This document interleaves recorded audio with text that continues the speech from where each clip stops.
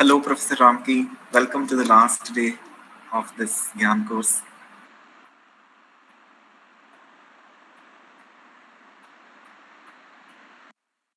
Good morning, Karthik and other participants. I welcome you all also to the last day. We have made it this far. We have a couple more sessions and then we'll conclude it.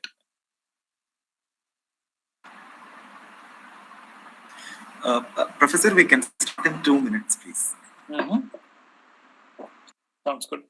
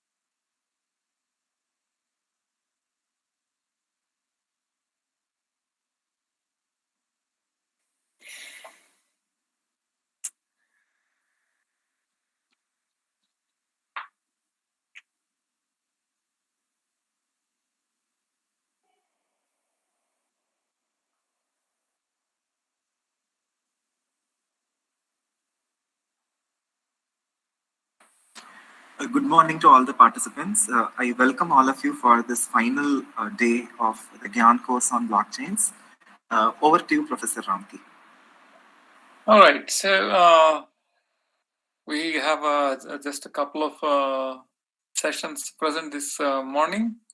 And after that, there is some assessment and conclusion of the program. So let me ask you, how was your session yesterday afternoon? We probably had about an hour, and just from my experience, I know that there is not that much can be covered in 1 hour. So did you get to execute any smart code contracts, or what did you learn, or something else? Prof. Ramki, from the instructor's perspective, I was continuing my discussion on elliptic curves and taught them this how elliptic curve discrete logarithm problem can be posed, the hardness of the problem, elliptic curve Diffie-Hellman kind of formulation, followed by a discussion on this elliptic curve digital signature algorithm. It was all abstract algebra, cryptography, and some problem solving. So when I completed the CCDSA, we had reached 4 p.m. already. So what I did was I just taken the solidity related links and some of the setup related links that I have spooled as well to the participants and asked them to try it out. Perfect. Okay. So any questions from any of the participants on the material that we have covered thus far? Participants, did you get a chance to try out the solidity related stuff that we discussed yesterday? So do you have any queries for us?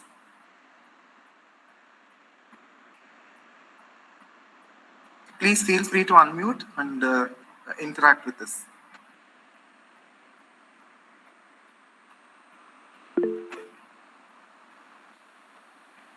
Sir, they are saying no, so which means either they have tried it out and it worked fine for them, or they are yet to try out.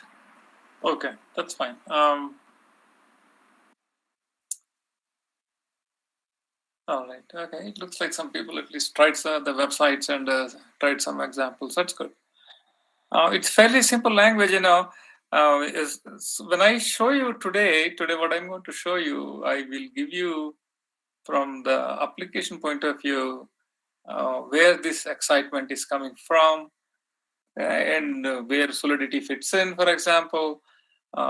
Yesterday it was difficult for me to tell you, how this smart contracts, the context for the smart contracts, the potential for them. But today, what I will give you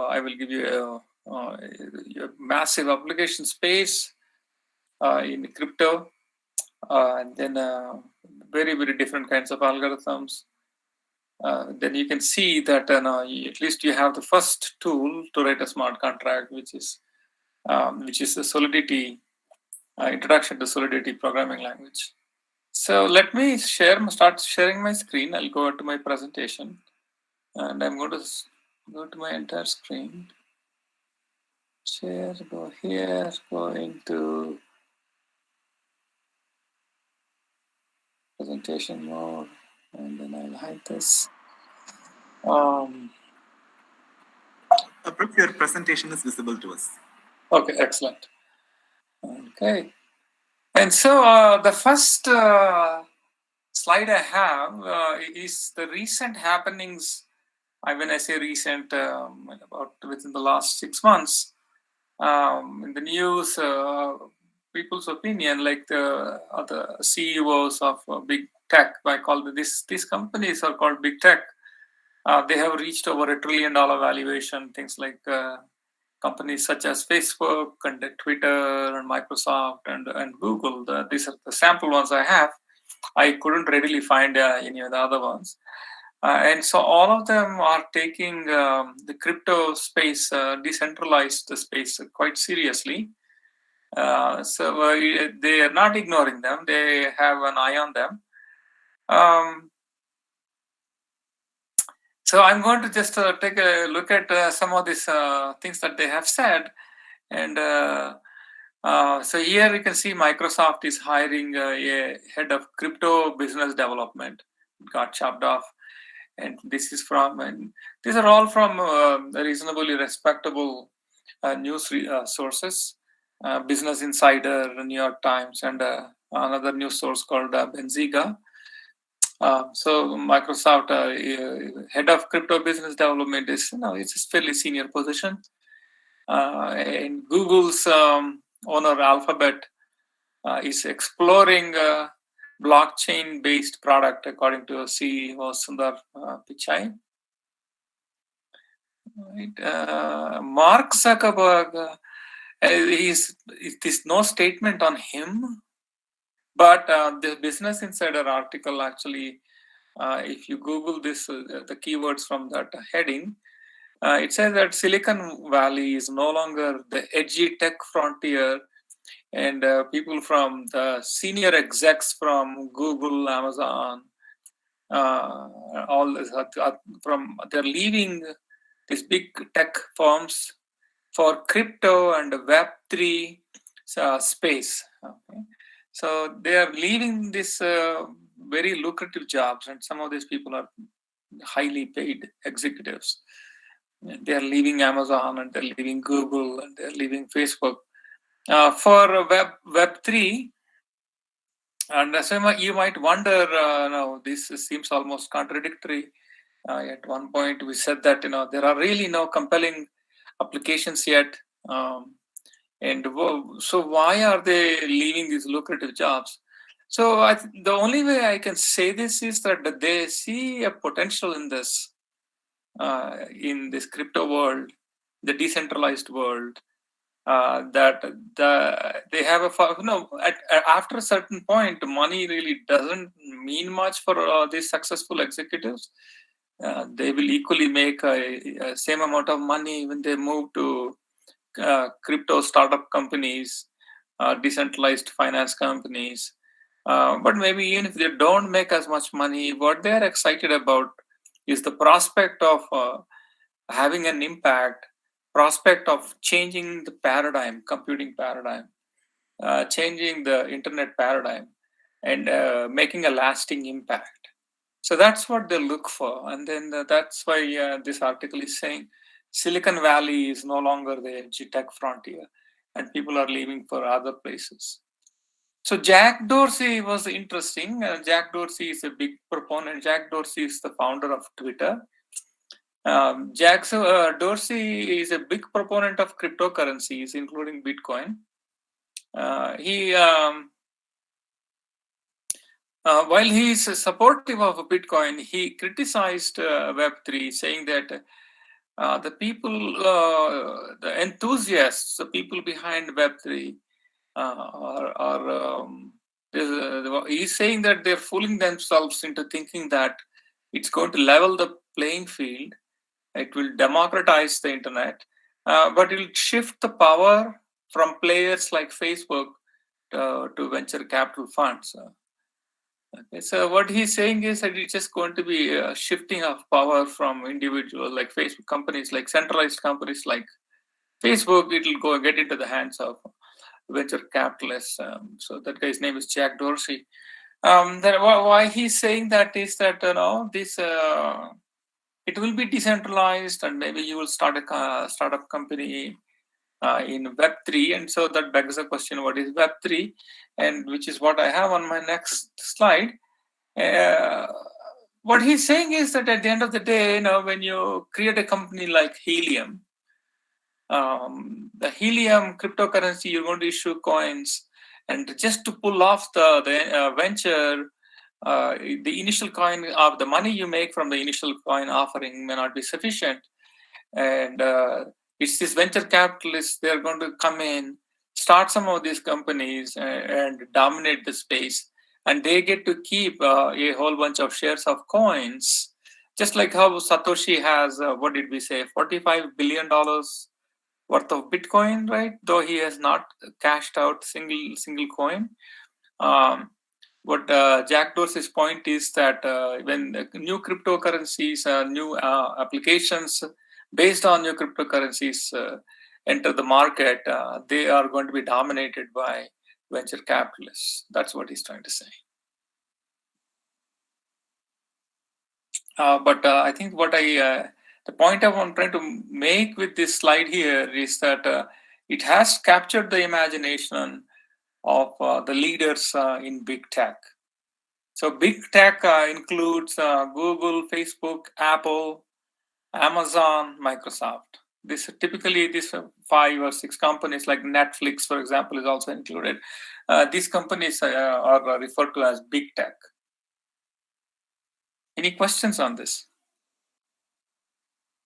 Okay. So my own position, if you ask me, where do I stand? Before the like I would say, like even a year ago, maybe a year and a half ago, I was if you're pessimistic about Web3 or you're an optimist, I was somewhere in the middle, but maybe a little bit towards the pessimism, because what I have seen was so many scams, especially in the ICO arena. People were floating fake companies and offering coins, collecting money and absconding. There was a little bit of disillusionment. So I was a little bit to the left of the center. But over the last 12 months, I have seen my position has shifted to a little bit to the right of the center, because I have seen some positive things come out. The market position is getting consolidated. So more and more real applications are coming through, like that infrastructure network Helium. So I myself have shifted my position, but in the interest of disclosure, good faith disclosure, I have to say that I have $0 invested in any cryptocurrencies. I don't speculate. I'm not an investor like that where I can invest and hope that I'll get rich in 6 months. My investment strategy is much like I'm a passive investor. I just invest and don't look at my investments until I need them. So I've not invested a single cent into these things. So when you would have to wonder, what is really holding it from becoming a big phenomenon, right? And why is it Web3? Though I still have to define, there is no clear-cut definition of Web3, but I will try to allude to possible explanations of what Web3 could be. And why Web3 is not really catching on is that I will list out a few things here. The energy consumption.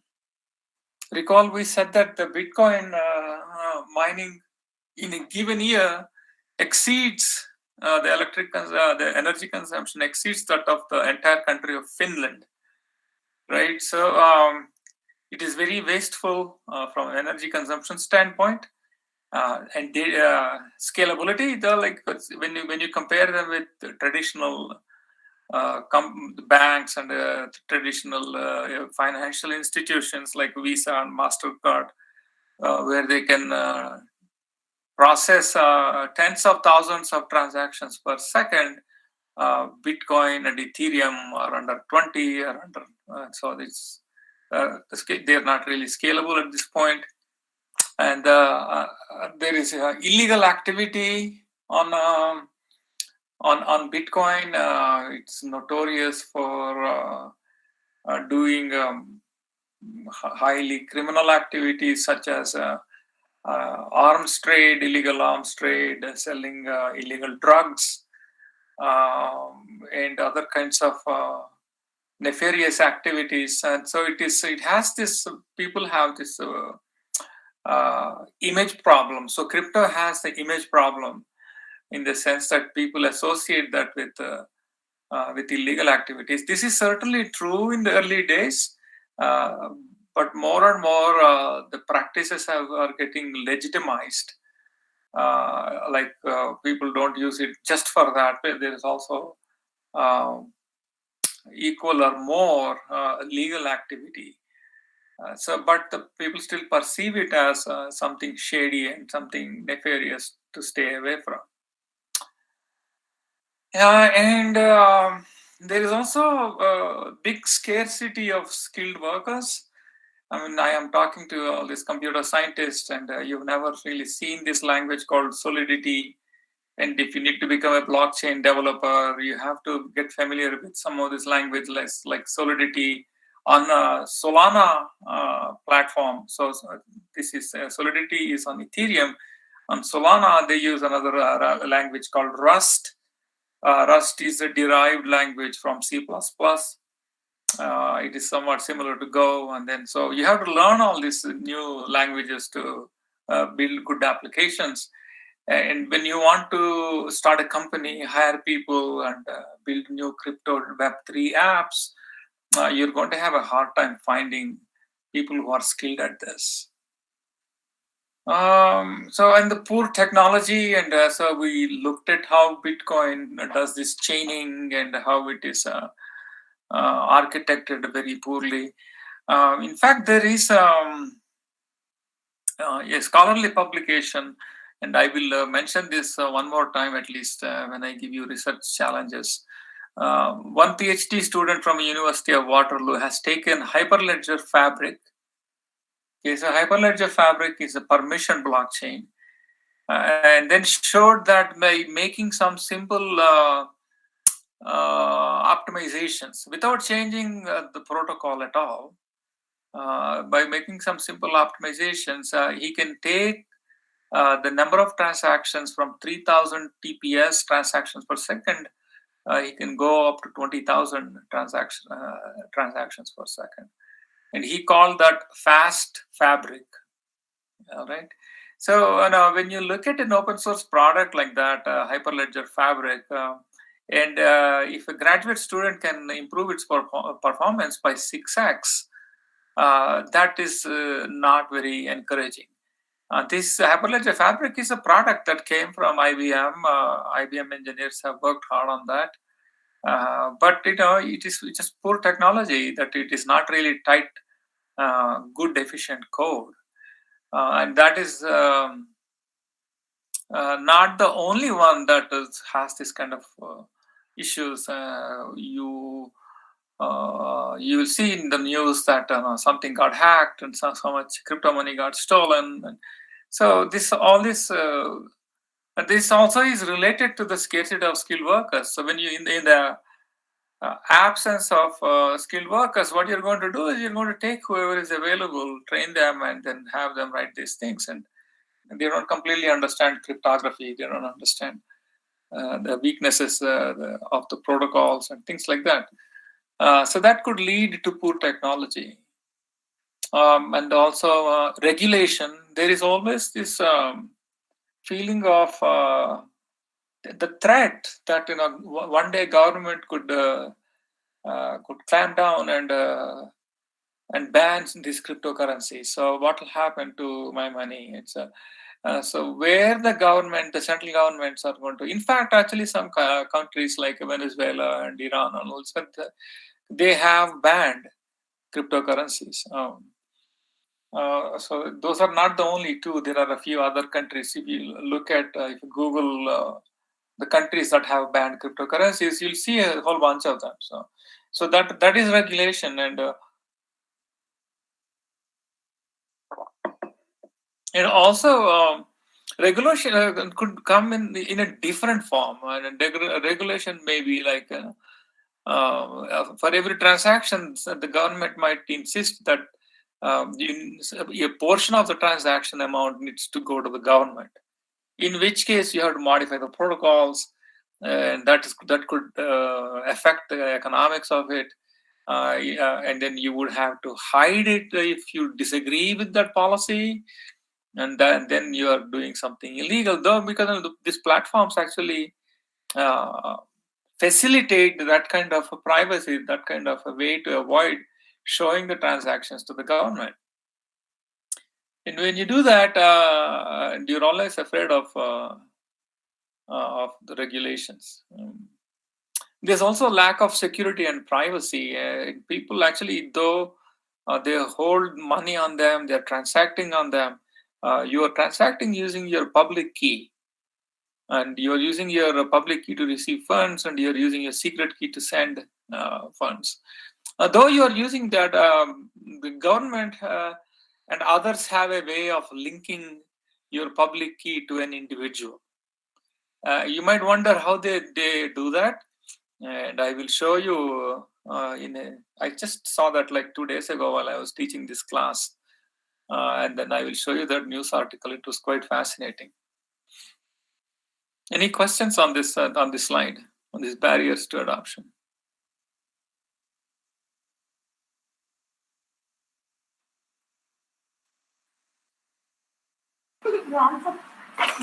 Sir, we are getting no questions. There was somebody unmuted and they were saying something. No, sir. There seems to be no questions flowing through. Okay. So let me ask you this question. So here is a thought experiment, right? Every single person in India and here in the US, it has become very common here to use the messaging of WhatsApp, right? And WhatsApp has been controversial in the entire company. Facebook has been controversial, and I don't know how many of you follow.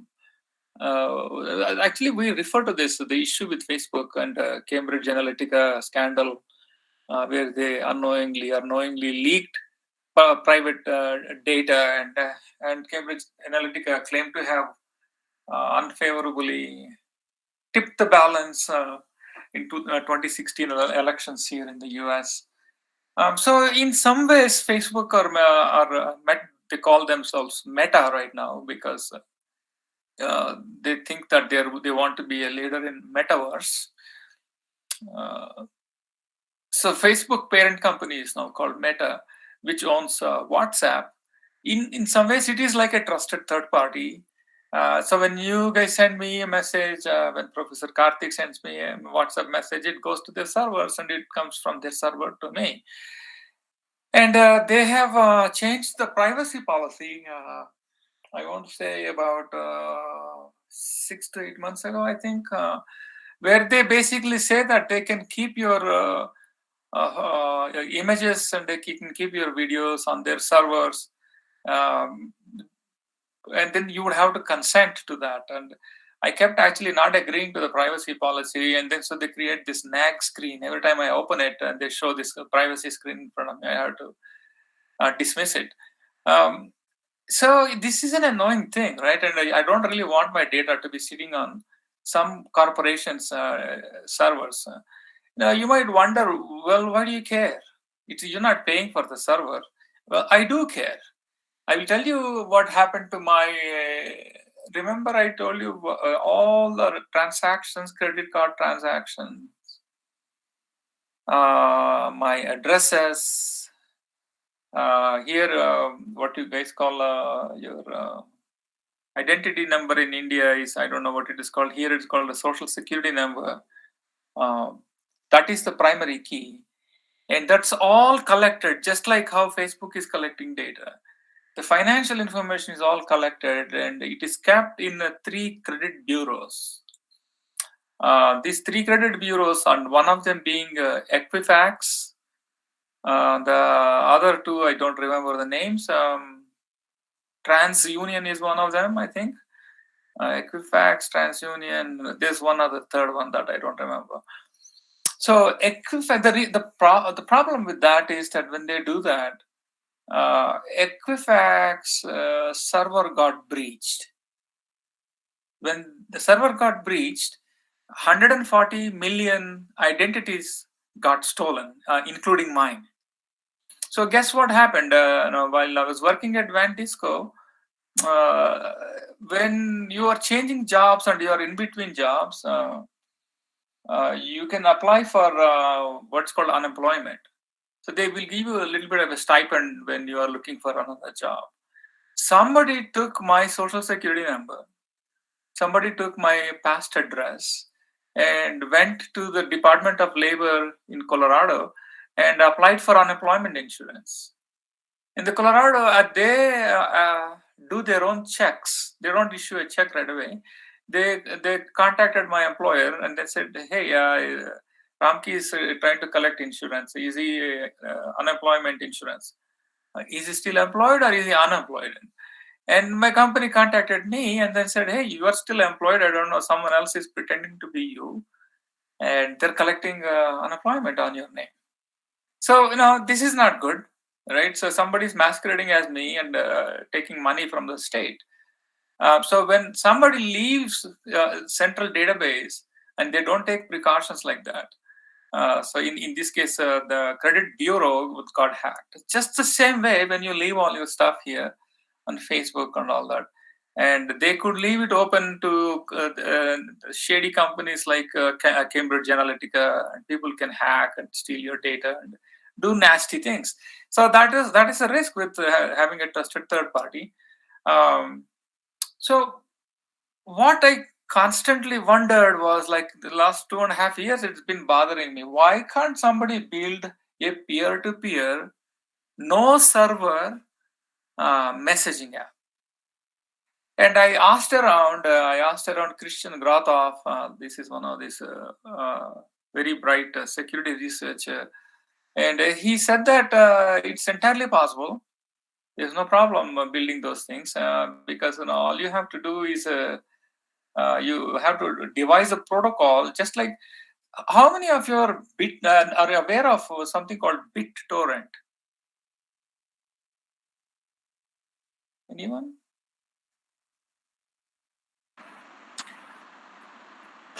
Yes, sir. They are saying yes. They are aware of it. Okay.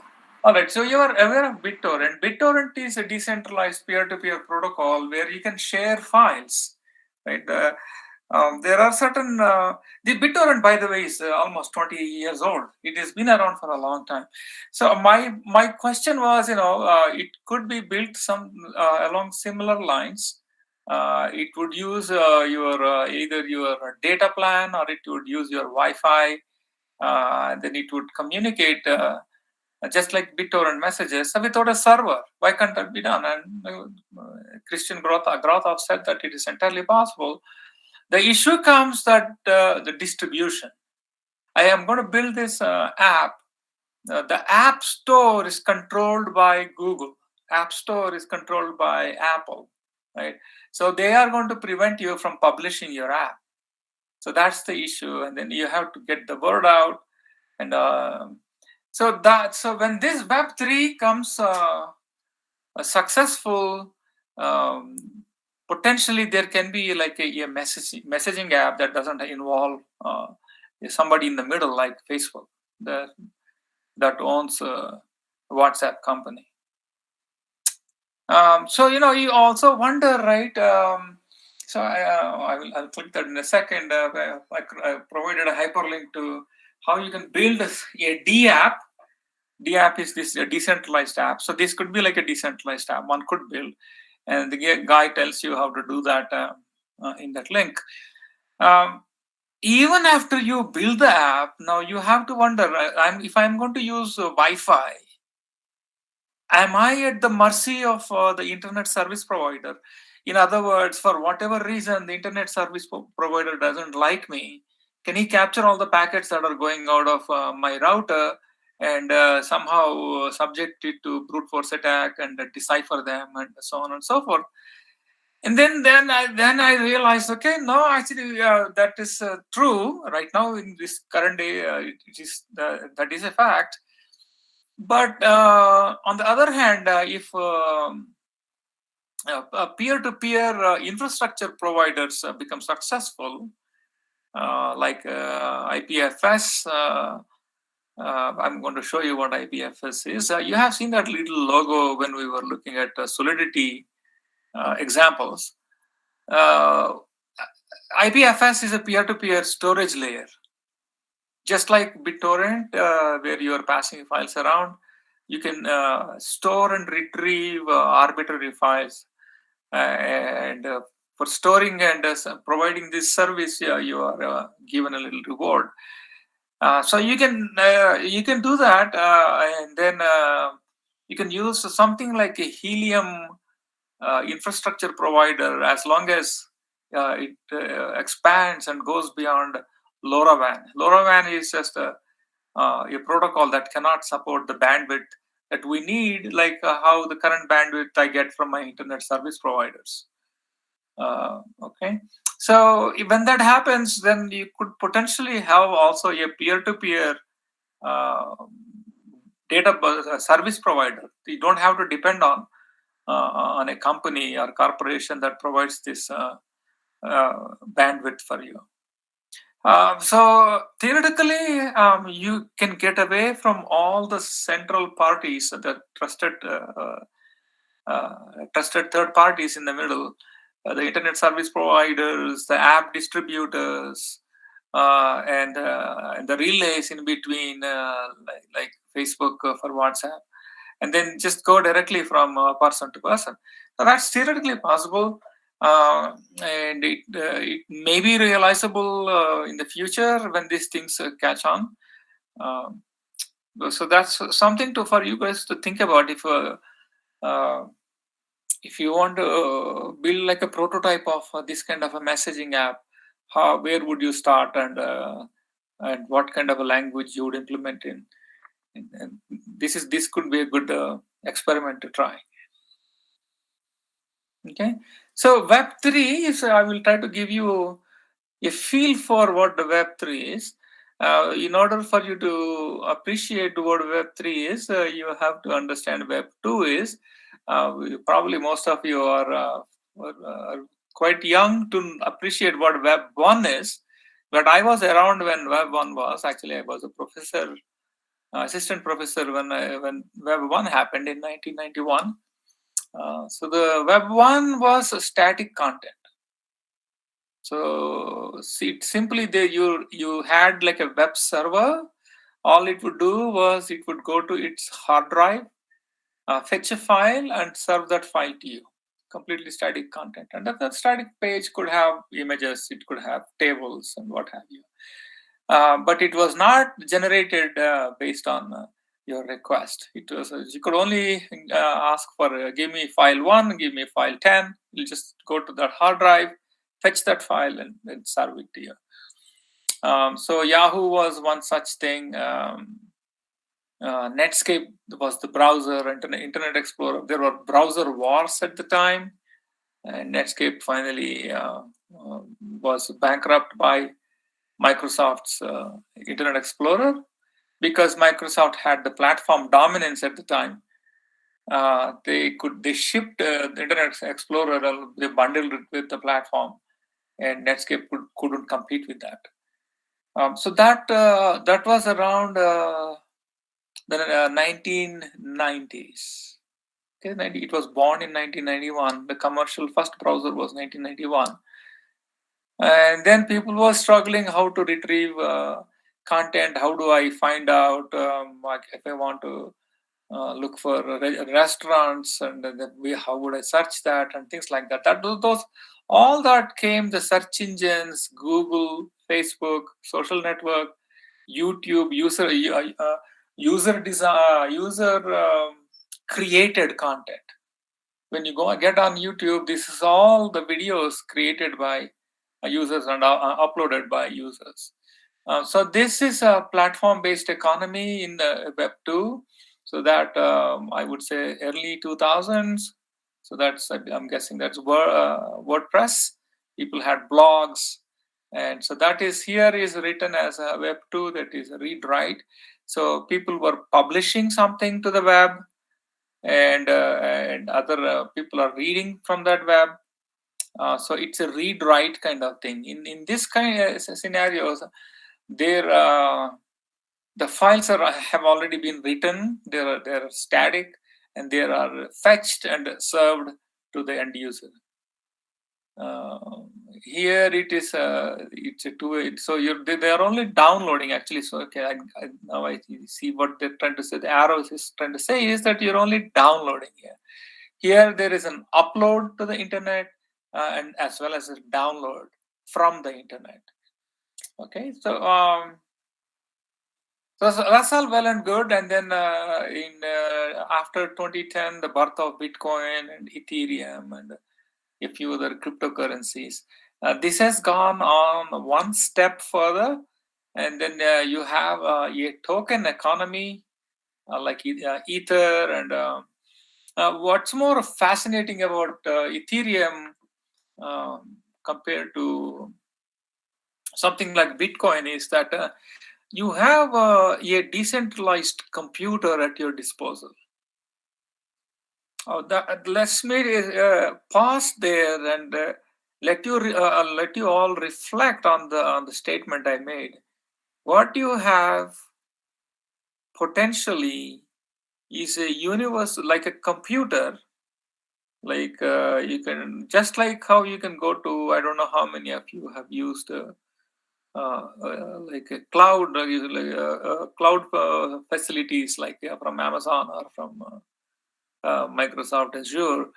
You log in, and then you spin up a Linux machine, and you spin up a Microsoft machine, and you do something, right? So, but that service is provided by a corporation. Here, this service is provided by peers. So you have a way to create a storage across this virtual peer-to-peer network, and I will explain to you where this is stored and how it is retrieved. And you also have a way to do compute. So Ethereum allows you, through its Solidity contracts, you can also do computations. So what you have here is that you have whatever you have in Web 2. In addition, you have a way to disintermediate. In other words, get rid of the servers and corporations in the middle and go directly to people. So that's roughly what Web3 is, and there is no precise definition for Web3. That's the best we can do. So it's decentralized, and we have dApps within that space. Any questions on this?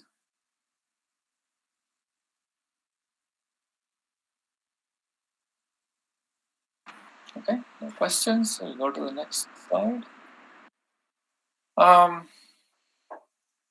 So the serverless, the decentralized applications, they focus on the back end. And the smart contracts, as we know, are is a self-executing software agreements. We've looked at some contracts. We developed some contracts yesterday. So they automatically run when certain conditions are met. So you can also, these are like somewhat similar to cron jobs, except there are agreements that have data in them, and they wait for a certain event to happen. And when that happens, that contract is executed. Most of this the contracts and agreements are happening on the Ethereum platform. And Ethereum supports Solidity. That was my rationale for choosing Solidity code examples yesterday. And the storage layer, I said that is IPFS. IP is not Internet Protocol. It stands for Interplanetary File System. It's a grandiose name for that.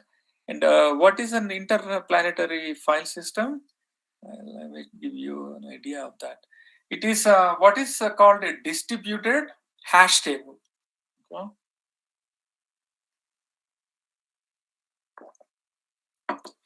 A distributed hash table.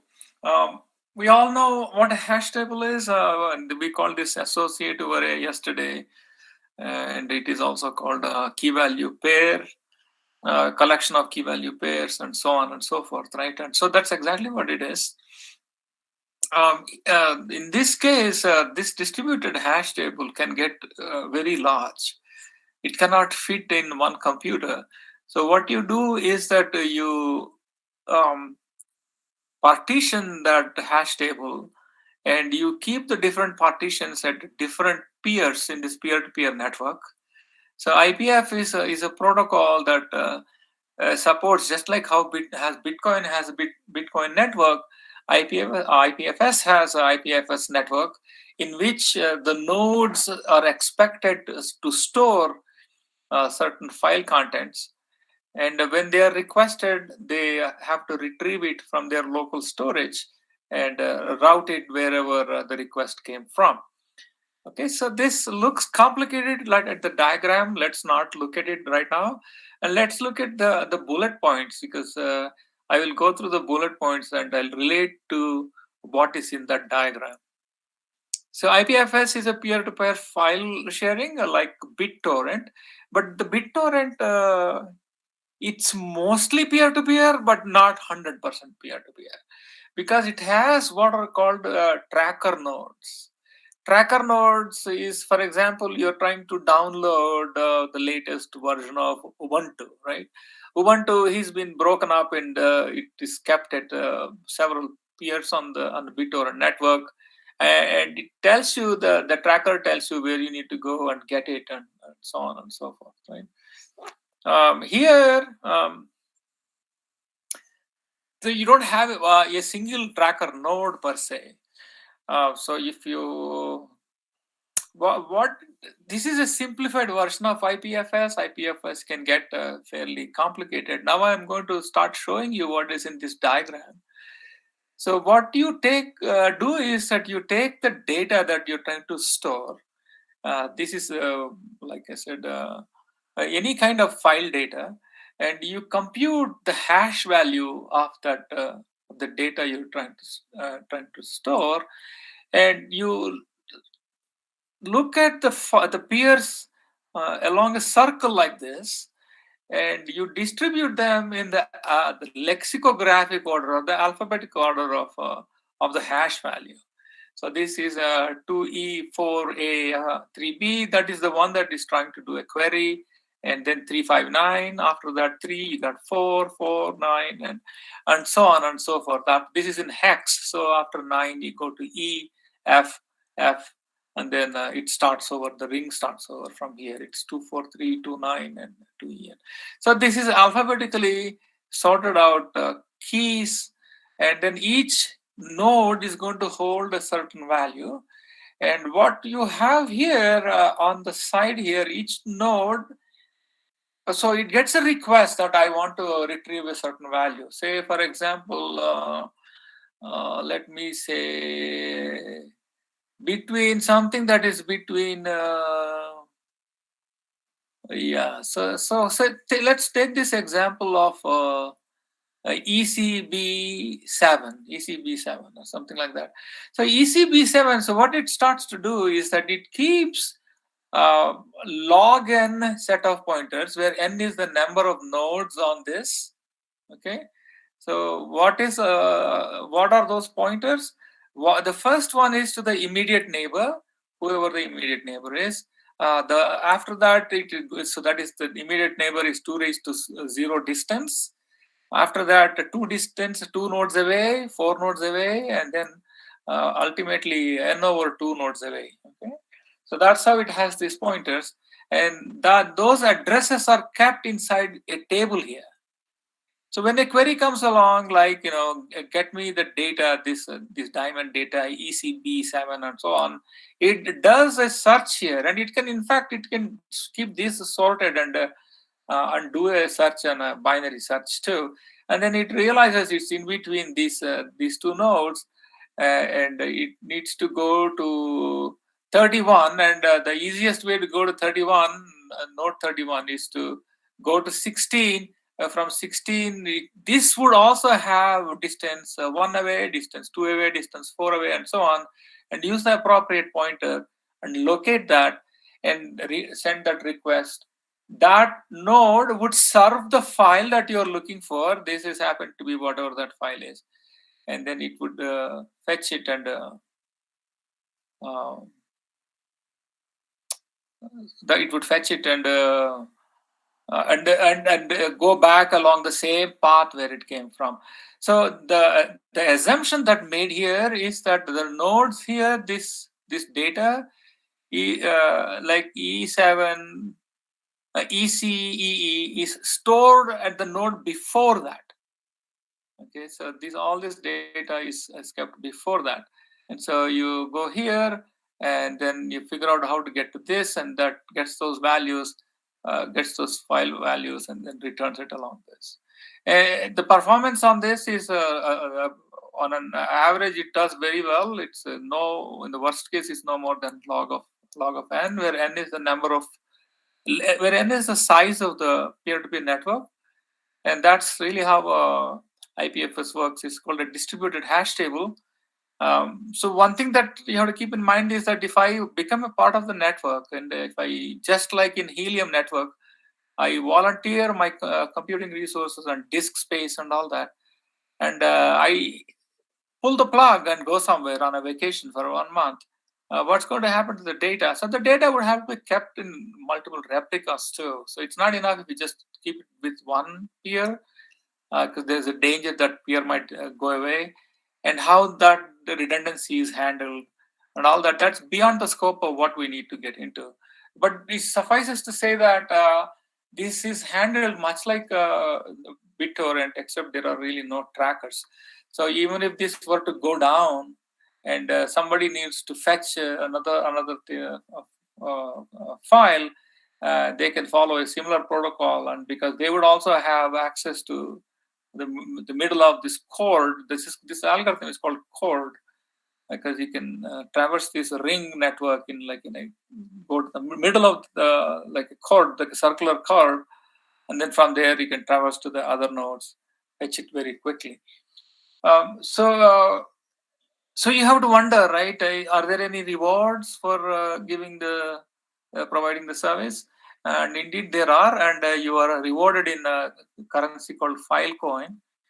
And then there is also, it also has its own consensus mechanism. I linked it to the Wikipedia page on proof of space for providing this service, and they have a way to verify that you're actually contributing your resources. And because if you just pull the plug, they have a way to detect that, and you get penalized for that, and so on. So that is a distributed hash table, the DHT, and this is a fairly, let me say, independent of cryptocurrencies.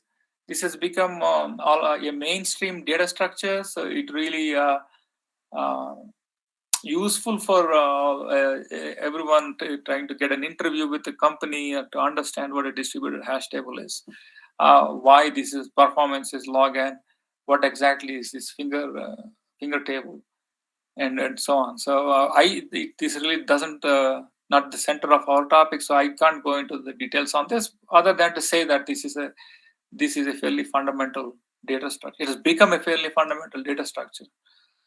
So it helps to understand it thoroughly, and take it offline and look up all this proof of space and what is Filecoin and so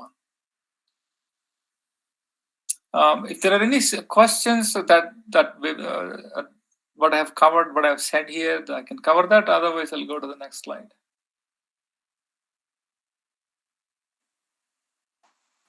No questions, Professor. All right. So when you talk to people, like today, for example, I had a meeting with like a few investors and enthusiasts in the crypto space, and they loosely use this word layer 2 application, layer 1 application, and even these definitions are not very precise, but I will try to give you an idea of what those are. So at the very bottom of the layer 1, you have this basic networks like Bitcoin being at the center of it, and you have Ethereum, and then there is a cryptocurrency called Polkadot. In fact, this is one of the co-founders of Ethereum. He disagreed with how it should be architected, and he founded this fairly successful company called Polkadot. And another one here is what is called Algorand. Algorand is from an MIT professor. His name is Silvio Micali. Silvio Micali is one of those Turing Award winners who wrote the first paper on zero knowledge proofs with Shafi Goldwasser. So this is his invention, Algorand. This is also becoming quite popular.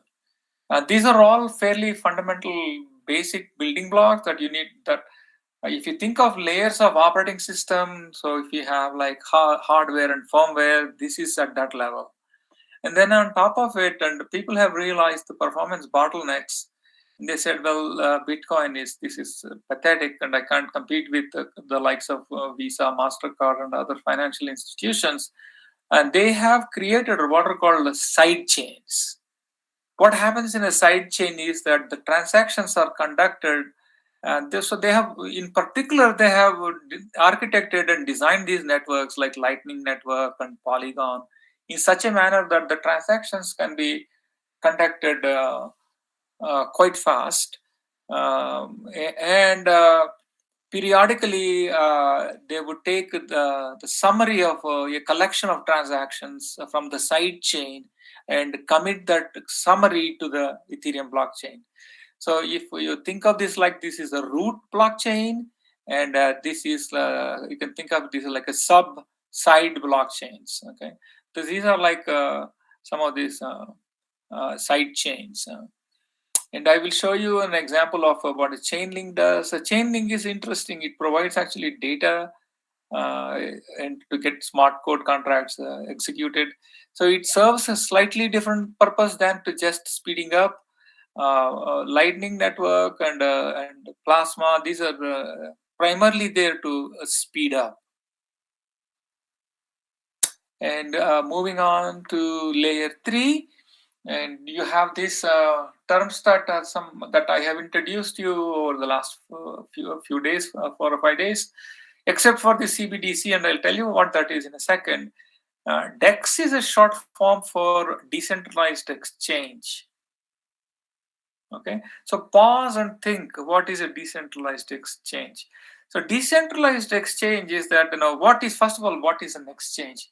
So you would go to an exchange, and an exchange would have also all kinds of currencies. Typically when you go to an exchange, when you're traveling to a foreign country, you want to get some foreign currency. You're going to Japan, you get yen, and you go to Germany, you get euros, and what have you, right? And then you go to that in the Indian context, it is mostly like the central banks like SBI and so on, where they'll give you foreign exchange and you use that currency when you're traveling. Here, you just sitting in front of a computer and say that, well, I have so many file coins because I've been providing service for file coins. And file coins are not exactly liquid, right? In the sense, I cannot take file coins and easily get the dollars out of them. And maybe I can. So I would go to a company like Coinbase, and I introduced to you what a Coinbase company is. And then say, look, I have this file coins. I would like to convert them to US dollars, or I would like to convert it to Bitcoin, which is a little bit more liquid, and more people seem to accept Bitcoin within the crypto world, right? Compared to file coins. So those are the, like Coinbase is a good example of an exchange, of a currency exchange. The issue with Coinbase is that Coinbase is a centralized exchange. So there is a corporation behind that. And they could create all kinds of problems for you when you go to the, first of all, when you're converting from Filecoin to Bitcoin, they will take a big chunk of commission, right? So what a decentralized exchange does, so it creates a market in some sense. This is called, they're called market makers. So they provide liquidity to certain coins. So just like how you want to go from Filecoin to Bitcoin, and maybe there's somebody who has Bitcoin and who's trying to buy Filecoins. Why would he need to buy Filecoins? Maybe because he needs to store some files, and in order to store some files that he would like to retrieve later on, he needs to pay in Filecoin. It only accepts Filecoin. So he'll come to you and he'll buy those Filecoins from you. And so you don't need to involve Coinbase. You can go directly from buyer to seller, like the gold exchange I was showing you. So the DEX is a decentralized exchange where there is no central trusted third party like Coinbase. And I will show you some examples of DEX. DeFi is a decentralized finance. I'll show you one or two examples of that. And NFTs, I've already told you what NFTs is, a non-fungible token. And DAO is like a decentralized autonomous organization. There is some governance associated with it, but it is a decentralized organization with a certain mission. So those are at layer 3, and then on layer 4 you have interfaces, how you actually interact the physical world, like these people, how people actually interact with the crypto world. So for example, using wallets or using distributed applications. So one of the D apps that I mentioned was that if you can successfully build something that can replace WhatsApp, that would be phenomenal, and that would be like a level 4 application, because end users would be using that, and then you would use something else in the layers below to accomplish that purpose. So layer 4 you directly interact with. Brave is a browser. I looked at Brave and I was not very impressed, though it is not truly a decentralized browser. They claim that they protect your privacy and they protect your security.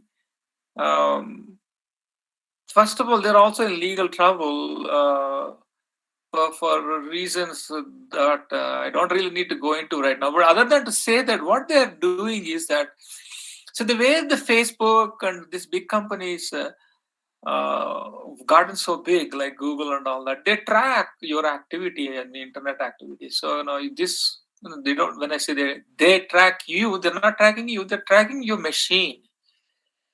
And if you have one personal computer and you're using that machine, same machine, to browse, you'll go from what movie to see, or what food to eat, or what drug to take, and things like that, right? They're tracking you, right?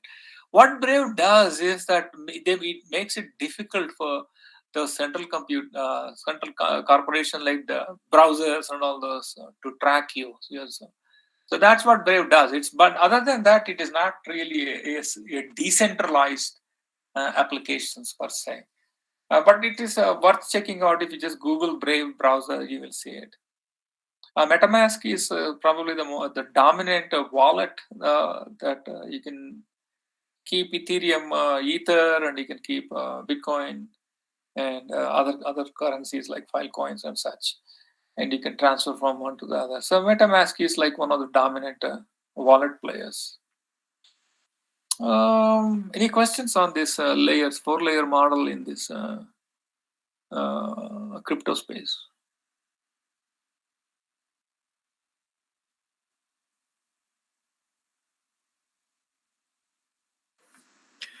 Professor, no questions are flowing through.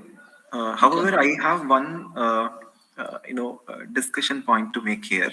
Yes. So this decentralization and complete freedom is fine, but should we also have a provision where the regulatory authorities should be in a position to track some malicious elements, let's say the extremist activity? Will all of these crypto layers make it all the more complicated for governments to track malicious activity? What is your take on this? Yeah, so that is a very good question. It is a fine line. Privacy, for example, that is always been the argument um, against privacy, research in doing privacy, for example, right? Why shouldn't the government be able to listen in on your phone conversations 24/7 all the time? And because during the times of terrorism and stuff, and apparently they were profile people, and then they would listen in on what the conversations I was going across. One could justify it, and they have justified it, and they got questioned. The government got questioned. I'm only talking about the US. Uh, but I think there are individual rights in the sense of just because I'm from South Asia, I come from the Indian subcontinent. If they tap my phone and listen in on what I say, because I'm not a terrorist, I'm an honest citizen. I pay my taxes and I earn my salary very honestly. And if they include me because they have stereotyped me based on my country of origin or what have you, that I would not be happy, right? So it's really a fine line between protecting people's privacy, um, and actually the central government needs to get a warrant to tap anybody's phone in this country. But those rights were violated for a period. I believe it was during the Obama time. It is not fairly. So it was fairly recently. It was even before Trump. Um, one could argue both ways. So it's not, there is no clear-cut answer for that question you bring up. I have a few more slides that I will show you that you could do cryptography where you can track few things, what activity of who is using what and what they are doing. So when you come back from now, you have a break, right? Yes, Professor. Yeah, so take a 15-minute break, you come back, and we can continue the discussion a little bit, and I'll show you some examples. Sure, Professor Ramki. We'll take a break for 15 minutes and we'll resume at 11:45. Okay. And thank you for taking up this discussion, Professor Ramki. Thank you.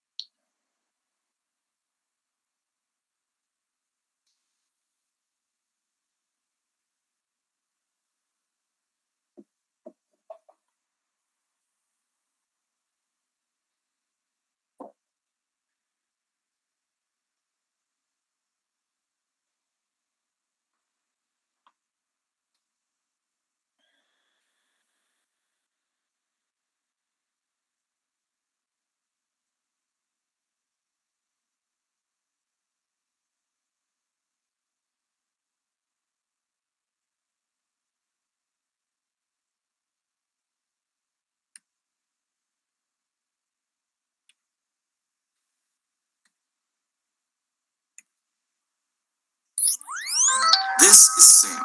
Sam uses the internet just like the rest of us. Lots of apps she uses seem to be free, but they actually come at a cost. She knows the internet isn't very secure and strangers own her data.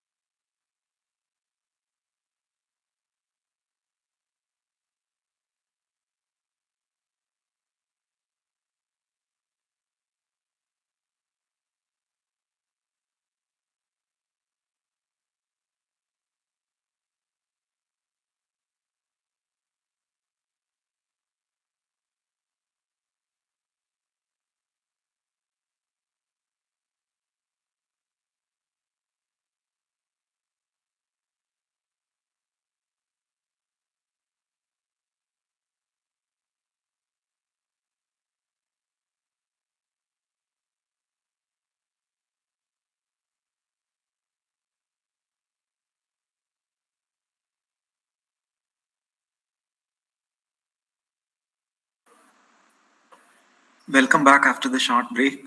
Over to you, Professor Ramki. Welcome everyone back from your break, and let me turn on the camera and I go to my presentation, and this is where we were. Let me start sharing my screen.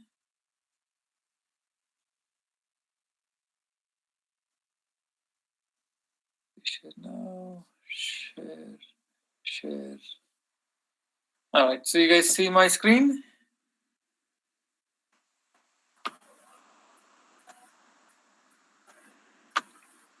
You can all see my screen, right? Yep, we are able to see your screen, Professor, but I think it should be pinned to the main window. Let me try doing that. Okay, what happened?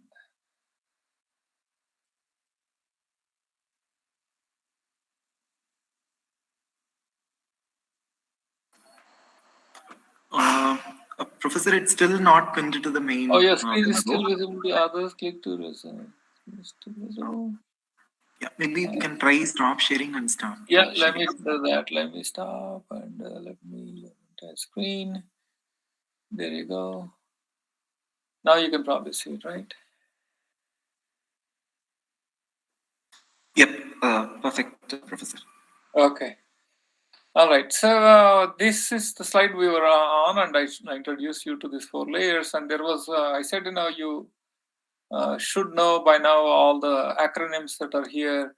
And these are the scaling solutions. And CBDC stands for, I told you how actually a central bank, such as Reserve Bank of India, could adopt a digital currency. So that's what this stands for, a central bank digital currency. So that's they put that at layer 3 here.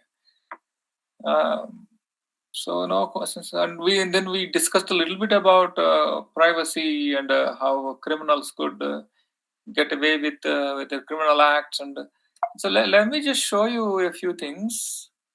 So I said I use the word side chains. So this Ethereum being slow, it can only transact like 15 transactions per second. What people have figured out was that like the Lightning Network and all that, and you can have another network on the side where you do all these transactions. And this, since they have devised it recently, and they have architected it so that it runs quite fast. So sidechain smart contracts to manage infrastructure and distributed sidechain statuses.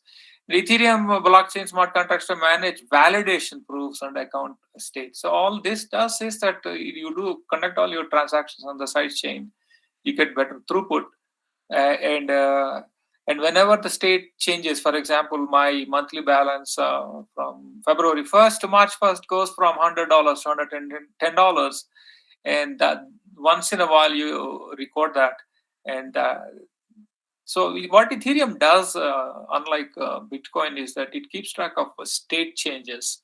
So I would be a variable corresponding to me, which is the address, and then there would be a balance, and that key value pair is defines what a state is, and those state changes are tracked inside this Ethereum. And based on the application, you can decide how often this needs to correspond. So that's what a sidechain is. So inside the chain, one of these other applications that I listed was something called Chainlink. I mean, there are a whole bunch of applications in layer 2. I've picked a couple of them to just give you a flavor of what happens in this layer 2 applications. So this is in an insurance company use case. So this insurance company on the left hand side is trying to issue a policy for the farmer, and the farmer takes an insurance against flooding if there is like excess rains, and or the nearby river overflows and floods is formed. He can collect the insurance. So for that he pays a small amount of money and all that. So this needs to the smart contract. Remember, we wrote a smart contract yesterday, and I was telling you how you can have access control, or you can have time control. Similarly, you can have some other control of other fields, such as you can have weather data getting pushed to a smart contract. And a smart contract, when those conditions are met, something gets triggered and saying that yes, there was a flood on such and such date, and if the policy was active during that flood time, you will get compensated. The farmer will get compensated, and you would code that up in a kind of a smart contract here in the Ethereum network. And Chainlink is that layer 2 thing that is working on top of Ethereum that will supply the data in a form that is consumable by the smart contract. The Chainlink data feeds publish weather data on chain from multiple sources. So Chainlink keepers use off-chain computation to continuously monitor. So they're not on the chain, but they sit on a side chain to monitor whatever data that smart contract requires. So that's another layer 2 application. And here are a few other sample applications within Web3. This is what is DNS? What is DNS stand for? What is domain name service? Domain name service, right? Everybody know? Everybody knows what the DNS is? I hope so. Participants, please unmute and please feel free. Yes, sir. Yes. So okay. So the problem with the DNS service is that it's one of those centralized servers. The disruption in the DNS service can bring down big portions of the internet. So these are there are root level services happen at the a few handful of DNS service providers. So this again goes back to having a trusted third party, and if that gets hacked, then with this we can be problematic. So there is a peer-to-peer naming service. So this just like how I showed you examples of storage layer, where different peers are keeping track of files, and upon request they produce the file. Same way, so that is like IPFS, and this is ENS. So if you click on ENS, so it takes you to a decentralized naming for wallets, websites, and more. So this is also built on top of Ethereum. So as E is taken from that. Okay, so that's one other Web3 app. REN is an interesting protocol, and I will cover that separately towards the end. And finally, there is something called a self-key. This is a self-sovereign identity. How you can claim your identity and by, for example, this what is called a trust triangle. So if A and C are conducting a transaction, so there is what's called a counterparty risk. You don't you are A and you don't trust C, but then you bring in another party B and to vouch for the authenticity of C and the character of C and so on. So now you establish a trust between A and C because B vouches for C. So this is you don't really need a central authority, but peers can attest each other, and that actually led to an interesting way of solving a trust issue. Remember what I was showing you in one of those diagrams where Alice is trying to send a box to Bob in some other country, and she doesn't trust the red lock belongs to Bob. So if the red lock, there is a provision for different people to attest, like so this is Alice, Bob, Charlie and David is somebody that Alice trusts. If Charlie and David can sign off saying that this red log really belongs to Bob, then she's assured, Alice is assured that it is not coming from the monkey, it actually belongs to Bob. So you don't really need a certificate per se, like the certificate I showed you. Instead, there can be attestations. So this idea was actually pursued back in 1990 by Phil Zimmerman in his Pretty Good Privacy. So he figured out that there are no certificate authorities back in that day. So he figured out a way to um, prove your own identity, and this is called self-sovereign identity. So you go to your neighbor, for example. Your neighbor doesn't trust your neighbor trusts you because you live next to the neighbor, and he knows that you're a law-abiding citizen. You don't make noise, and you mind your own business, and so on and so forth, right? Actually, like if I try to get clearance, what's called secret clearance. So if I want to go work on some projects for the central government, they come to my neighbor, and they would ask about my character. Does this guy come in the middle of the night at 2 a.m. Partying all day long? Does he make a lot of noise with his cars and motorcycles? And this sort of character references, is he financially well off? But then, I don't know how the neighbor would know this, but they get references like that. So that's how you establish your identity, self-sovereign identity. And so the decentralized, just like how you can provide storage, you can peers can also vouch for your identity. So that way, now only you can delete your identity and assets. You don't have to depend on big tech to do this. And they have something called 3box, and that's a cloud storage on Ethereum. It's a decentralized, censorship-resistant network for managing mutable information. So you can read and write. Mutable means that you can write to that on the open internet. So it's a decentralized, censorship-resistant network so similar to IPFS. All right. So I will tell you one quick example without taking too long. Is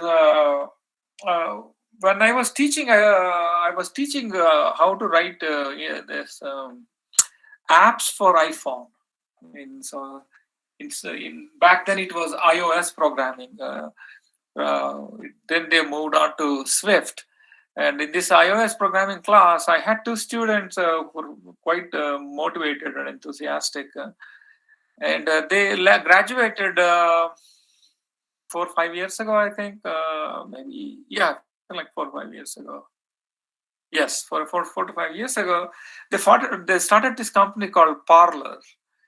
Parler became a midnight success for conservatives in this country.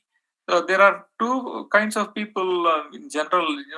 Most countries, you have the spectrum of people who are conservative and who are liberals.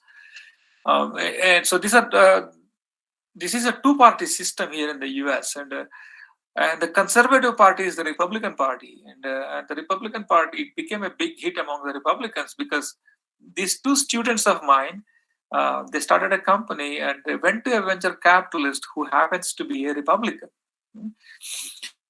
And these two students were three co-founders, and this company had millions and millions of followers, just like Twitter. It became similar to Twitter. These guys were on the national radio. They were getting interviews from CNN. I was very proud of them. John and I congratulated John. I'm really happy for your success. I don't agree with the politics that you're promoting, but that's that we don't have to agree on everything. But I'm happy for your success. And then he got back to me and said, we are using all the things that you have taught us in building apps and all that. I'm happy. I said, anyway, I was doing my job, and I'm happy how it worked out for you. Guess what happened? They did something. Yes, I think it was the riots, Capitol riots, or I believe it was the Capitol riots. They let people egg on each other on that platform. In other words, they incite violence on that platform. And the cloud vendors, Apple actually immediately pulled the app distribution. So they couldn't because people with all this when all this chaos was going on when Trump lost the election, there were these Capitol riots, and people were getting on their platform to go like mob the House of Congress and the Capitol. People were trying to download this so that they could communicate, just like Twitter, right? And Apple decided they're going to pull the app off because they are inciting violence. And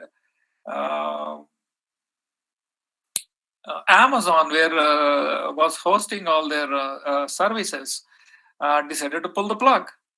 Amazon CEO is Jeff Bezos, also is a Democrat, or at least is not. He's against Trump. He felt that would. So they pulled the plug, and like overnight, in a day or two, the entire company became bankrupt. So that's the power of trusted third parties, right? So this is the power they have. So if they were to be hosting this on something like 3box, okay, if there is no single entity that can shut them down. But if they were to be putting these things on IPFS and running a D app instead of iOS app and Android app, there is no single person to decide, like Jeff Bezos or whoever that Apple CEO's guy's name, I always keep forgetting it. They cannot. Two people cannot just simply decide we're going to pull the plug on you. Now that gets back to what Dr. Karthik was asking: is that a good thing or a bad thing? Is it? This is censorship, right? Because they are censoring. They're saying that the platform provider is saying that this civil unrest, the Republican Party going and mobbing the Capitol, is a bad thing. So they decided it's a bad thing, and then they pull the plug, and they have the power to pull the plug. It is very much debatable, right? Because it is again an individual right. You can take them to court and argue in the court that that riot shouldn't have happened, and you can punish the guilty. But pulling the plug and taking the freedom of speech is not the correct thing. This is where I stand. I don't agree with the Capitol riots. I don't agree with the Republicans at all. I don't have any common ground with Republicans. But they should have the freedom of speech. And a platform provider shouldn't have the power to shut the doors down like in a matter of 24 or 48 hours. And so, needless to say it, like a week later, these guys are jobless and they're looking in what to do next. And, but that goes back to the power of the big tech and how they can do bad things. And these decentralized protocols do offer an alternative to something like that. Aave is another DeFi liquidity protocol. It's quite fascinating that you can actually deposit. Let me just show you real quick what Aave looks like. And they claim that there is so much money parked at this, that is 24 billion. The market size of Aave itself is massive. It's 12 billion, I believe. It's huge. And what this is that you can deposit some amount of money. Say, for example, I can put down, these are all the cryptocurrencies that I could deposit, and I can borrow something else in return. So when I deposit and I don't borrow, and I get, you can see it. You guys can see this? Yes, sir. Okay. So these are all different currencies. I can deposit Ethereum so much, and then I will, if I just deposit and leave it there, I will earn only 3.5%. I can deposit 10 Ether and borrow something else. I can borrow USDT. So what can happen then is that it is just this is basically operates like a bank, right? So except it's a decentralized. It is an algorithm that is running this thing. Okay, what can happen is when you are borrowing, you typically have to provide what is called a collateral. Right? So collateral is that you go to the bank and say that I want to borrow 10 lakhs. They'll say, well, what happens if you take the 10 lakhs and disappear? Say, well, I own a house, and then I'm going to give you that house as the collateral, and then I promise to pay you back in whatever time frame. Here it is a little different. Here what you're saying is that I am going to put down, let's just say, 10 ether, and I'm going to borrow 5 some other, like 5 file coins or whatever, right? Whatever you borrow clearly cannot exceed the value of your deposit. Same, going back to my example, if I'm going to the bank and asking for 10 lakhs, your house should be worth at least 10 lakhs. Otherwise, they're not going to give you 10 lakhs, right? But let's assume, let's keep with that example of 10 lakhs and you borrow from the bank and then you have the house. And for whatever reason, the real estate market collapses, which probably is hard for you to imagine, because in India, it rarely ever happens that the real estate values drop. But they could drop, right? Look at during the separation time between Telangana and Andhra, there was a drop in real estate. So if you had purchased an apartment for 25 lakhs, right after you purchased it, and you say, okay, use my collateral. So you purchased, let's just say you purchased it with cash. Let's just assume this is the example anyway. And then you go to the bank and say, I want to take that 25 lakhs. Here is the collateral apartment. And you take the 25 million and 25 lakhs and you invest it somewhere. You buy some stocks because they grow much more than your real estate, right? So this is all well and good, and it is giving you returns from your stocks and bonds and from the money you have borrowed. And then you take the returns and then you keep paying the interest on the debt. But suddenly, because of the separation of the state, your condo has come down from 25 lakhs to 18 lakhs. The bank is not going to keep quiet, right? Now, because they have extended you 25 lakhs loan, and maybe you only have paid off 2 lakhs, and then you still owe them 23 lakhs. And even if they come and take, you can just say, look, no, I don't have it. I lost all the money. I invested in all the stocks. This is all gone. Then they can come and take your apartment. Fine. If they take your apartment and they are not interested in running your apartment, because banks are not in the business of real estate, what they're going to do, they're going to try to sell it. When they sell it, they'll realize only 18 lakhs out of it. So that's called liquidation. They're going to liquidate the collateral you have given. And in the process, they actually lost 5 lakhs because you paid off 2 lakhs, you were at 23, and when they liquidated it, they only got it. So when they in a way like that, they have a similar the protocol for liquidity. Like if you deposit ether and you take Filecoin value, for whatever reason, ether drops and Filecoin appreciates.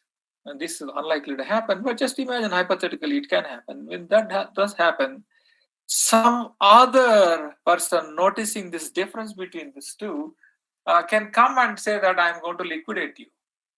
And you cannot stop them because these are all algorithmic solidity contracts.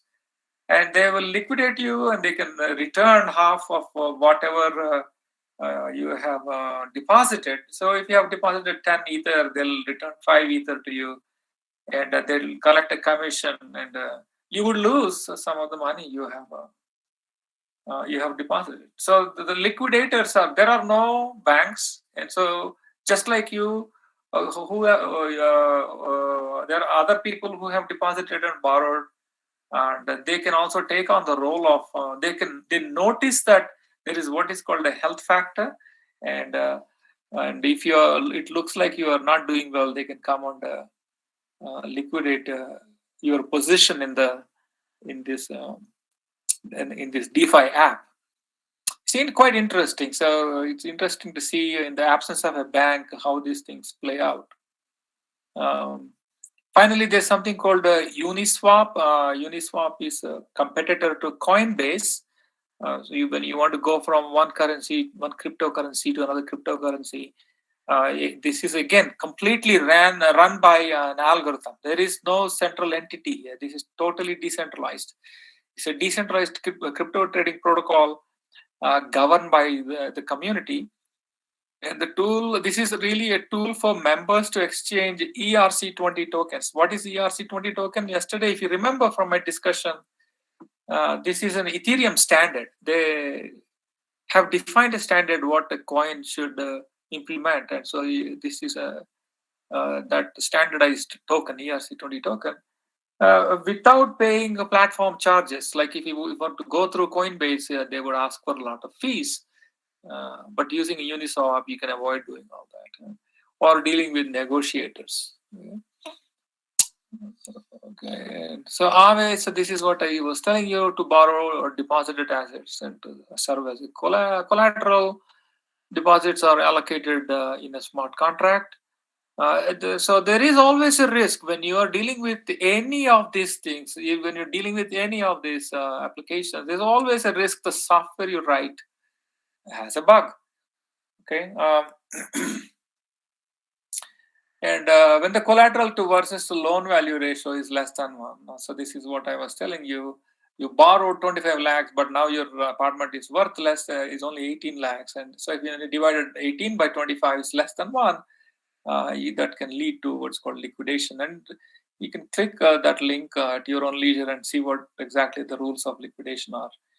So one could actually write like a bot. Bot is like a small program that every second will go look at the health factors of different depositors and see whose health factor has is dropped below 1, and you can liquidate that entity and collect the fee for liquidating that borrower. It's like a nasty thing to do, but one could technically write a program to do that, and that program would periodically will go through the deposits and will be able to do that. And so there are ways to extract the health factors and things like that. And when you go to this website on liquidation, it shows you how you can do this sort of things.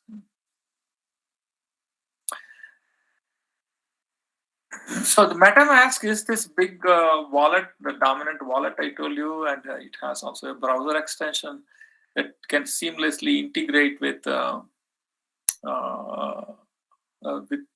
your Solidity contracts. That yesterday that we were playing around with that Remix IDE, and the Remix IDE, I showed you 3 choices. Like one was JavaScript virtual machine, another one was like a Web3 plugin. So that would actually show when you do this transfer, like I was showing you how to buy coins, ERC tokens, buy ERC tokens and things like that. And my first account was going up in value, and the second account was going down in value. And instead of pulling down those and looking at the 20 accounts, you can actually make it go to the wallet itself. And then you can open the wallet and you can see that some of this. The way you're going to do that is that I have the second link. If you go back all the way to the end of the Solidity examples, that shows you how to mint your own cryptocurrency and sell coins. And if you ever have an idea and you would like to do an ICO, that tells you, it's just a short 20-minute video. It shows you how to integrate with the browser. And the browser they use in that is a MetaMask.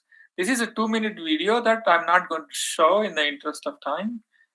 So I'm going to quickly go past it.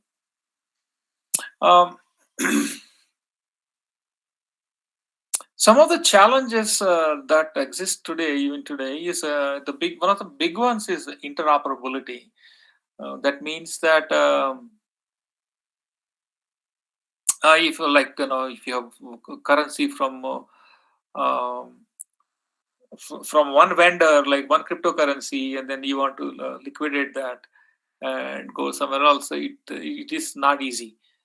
In fact, that was the discussion. That was the meeting I had this afternoon with these crypto investors, and what they have helium, and the helium doesn't have liquidity at all, and they would like to take helium, somehow move to Solano, because Solana they see is as a good alternative to Ethereum.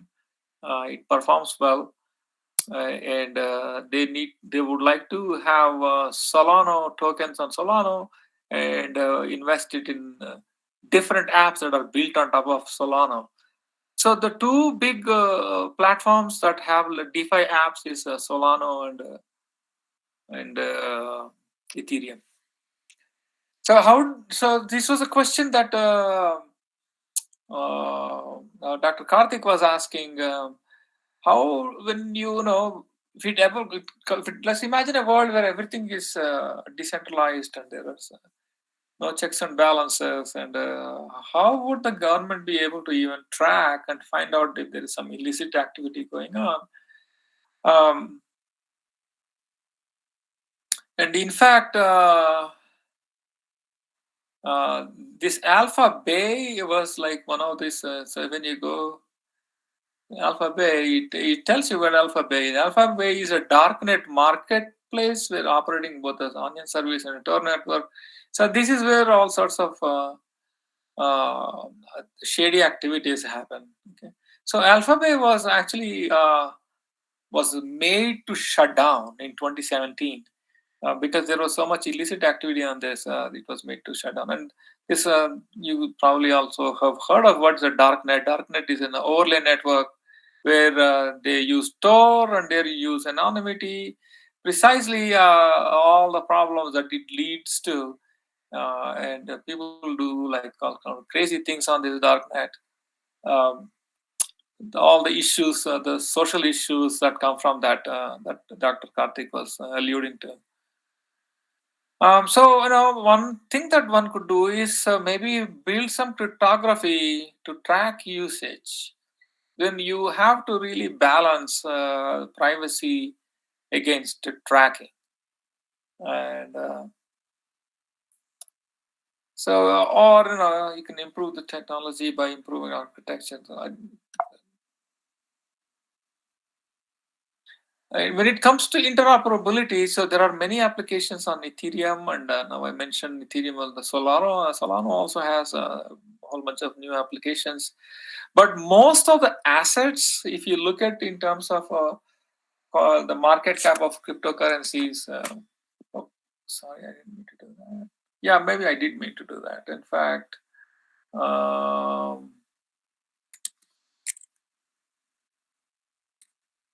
so if I go to here, and then if I look for crypto market caps,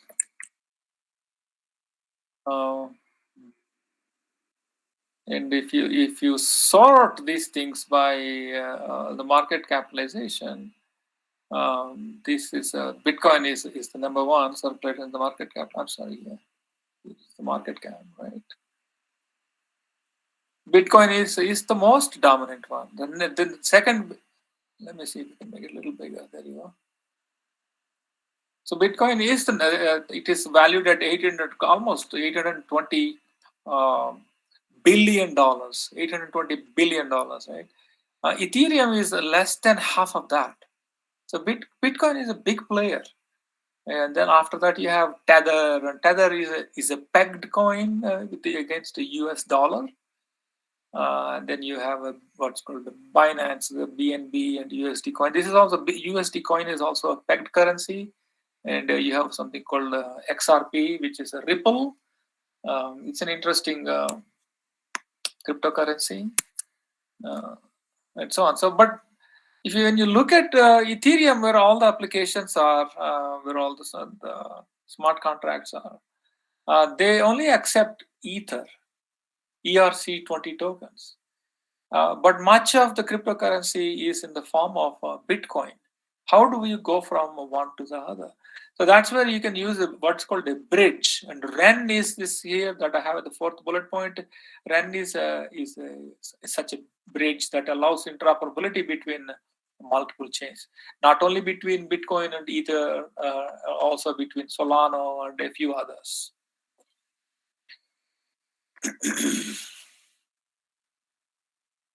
So REN is this bridge that supports 28 bridges in addition to just Bitcoin and Ethereum. There are a few others. They do what is called wrapped Bitcoin. So there's another competitor for that called wrapped Bitcoin, and you can use also wrapped Bitcoin as a bridge. And they claim to have transferred about $5 billion in transfer. And when what you need is what is called a distributed custodian. This is something that I mentioned to you before. Whenever you have an exchange or a bridge, it needs to take money from one currency and convert it to the other one. And during that process, there needs to be a custody of assets, and that needs to be, in the case of Coinbase takes the responsibility that I will safely take your bitcoins and convert them into ether, and in the process, I'm not going to lose. I promise I'm not going to lose. It's the promise it's making you. This is completely distributed. There is no entity. So it is all algorithms that they take it, they hold it, and they immediately convert it into ether. Okay. So that custodian, making it distributed, is quite challenging, and it uses all this advanced crypto topics that I've introduced, like zero knowledge proofs and threshold signatures and multi-signatures and so on and so forth. So when if you Google REN architecture, you'll come across a Medium article that describes a little bit about how to build such a distributed custodian. So here are a few references. And so the first one talks about the distributed hash table, how it is used in IPFS, interplanetary file system. The second one is 100 plus Ethereum apps, and most of them, I looked at them actually, and maybe they're like 10 to 15 that are of any good. There are many references to a lot of crypto apps, but I don't know how good they are. And this is the one I just want to show you a little bit about. Inside the chess match that led the Feds to 3.6 billion in stolen Bitcoin.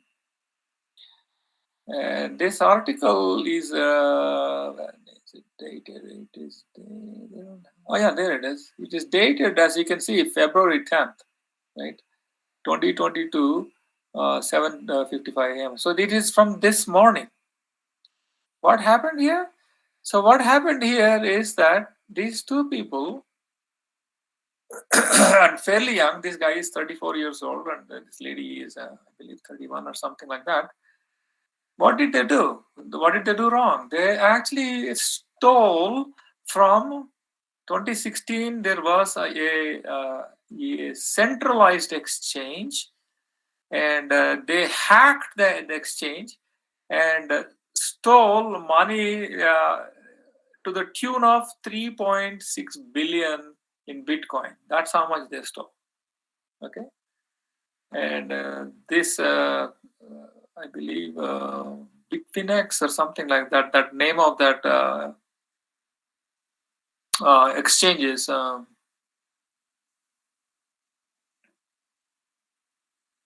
believe it is in here somewhere. Anyway, that not relevant now. That exchange no longer exists. And there you go. It's Bitfinex. So this went bankrupt. But you have to wonder how they managed to trace it back to these guys. And these two guys were very clever. They used first you have to ask for the fundamental question. If you have stolen $3.6 billion, that's so much money. $3.6 billion is so much money, right? Look, I mean, even like $10 million is a lot of money. $10 million, and then $100 million, $1,000 million makes $1 billion. This is $3.6 billion. Right? That's how much they stole. If you steal that much money, and if it is sitting in there, obviously you're going to be tempted to take that money and spend it, right?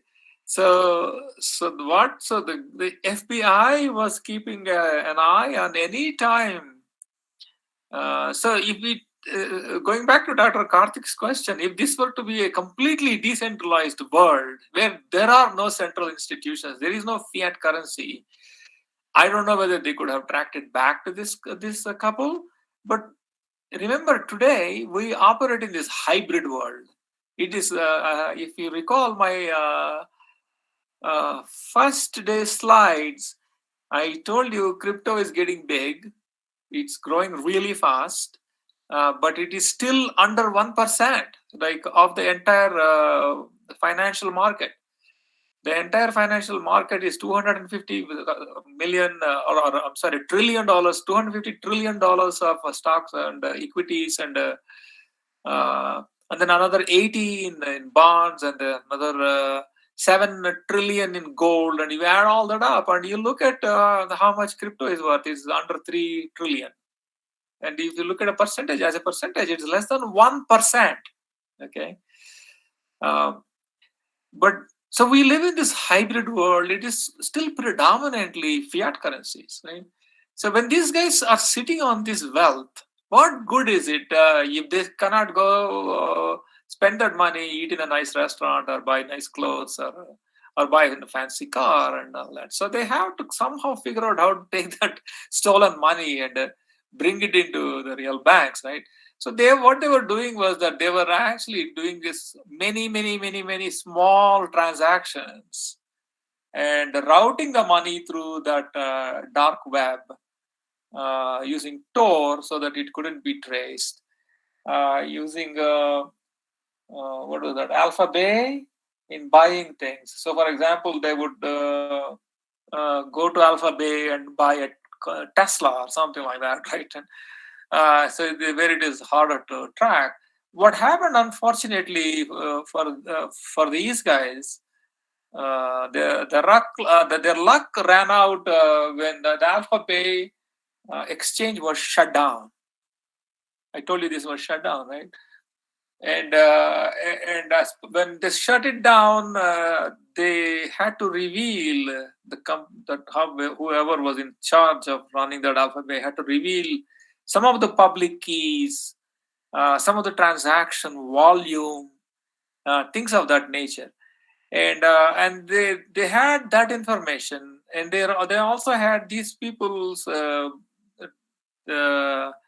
the traditional fiat currency accounts. That also they created a whole bunch of fake accounts, and that balance was going up, right? Because ultimately their goal is to cash it out and spend the money, right? And when they tried to do that, and they conclusively found some traces how it was making it to their regular banks, the fiat that are holding their fiat currencies, and they got arrested, and they're brought to stand a trial. Okay, so it is possible, but if in a completely decentralized world, I don't know whether they can trace it back to this kind of thieves. Right now, because it's still a hybrid world, they got caught. So it's a fairly interesting article, and you should read it. And this is the blockchain solutions for central bank. This is a company that says, if small country decides, okay, we want to go completely digital, they could potentially take this and implement it. So that actually does it for all the applications and all that. What I will do, I will spend about 10 minutes or so showing some research directions if any of you are interested, and at least a couple of them that I felt that you can get an immediate publication. If you're looking to publish, you can get an immediate publication. In terms of uncertainty, there is not that much. Research is always has to deal with uncertainty, right? And if they're trying to solve a problem and you don't know, that couple of different things that can happen. Either you are unable to solve it, that happens a lot. It happens to me a lot. Or you solve it, but the problem, someone else solves it, and then that gets grouped. Also, you solve it, and it's not that interesting. The problem is not interesting. But at least what I have tried to capture and what I'm going to show you, let me pull up that other PowerPoint, which is 5.2. So this is where I have my research questions for you.